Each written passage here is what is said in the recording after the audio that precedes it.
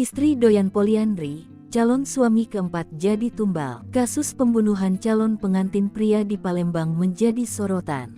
Belakangan diketahui calon pengantin wanita ternyata doyan poliandri. Bahkan, saat masih terikat pernikahan siri dengan suami ketiga, ia telah beberapa kali kepergok selingkuh dengan pria lain. Dani 30, pembunuh calon pengantin di Palembang mengaku sakit hati saat mantan istri sirinya kepergok 2 kali selingkuh. Padahal saat itu, Dani masih berstatus suami ketiga Agus Vita. Ia murka setelah 4 bulan lalu diusir Agus Vita karena diduga telah selingkuh dengan pria lain. Dilansir sripoku.com, peristiwa itu terjadi saat mereka ngontrak di lorong Sei Goren 1 Kelurahan 2 Ulu Kecamatan SUI, Palembang. Namun saat itu masih saya maafkan.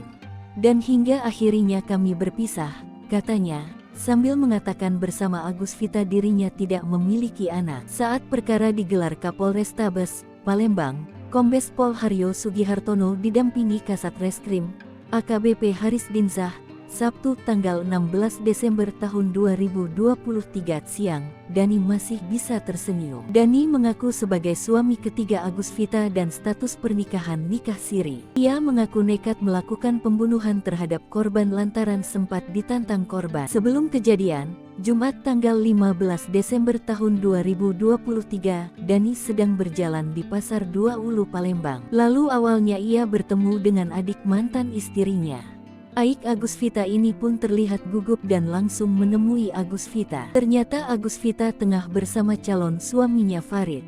Saat keduanya pulang ke kontrakan, Dani langsung menyerang korban hingga tewas di TKP. 2 tahun Pak sudah nikah siri, 4 bulan lalu, saya diusir lantaran tidak ada pekerjaan, jelas Dani. Saat ngontrak di lorong Sei Goren 1 Kelurahan 2 Ulu Kecamatan SUI, Palembang, Agus Vita ini pernah terpergok 2 kali selingkuh. Berkat Dani, warga yang ingin mengusir Agus Vita akhirnya mengalah.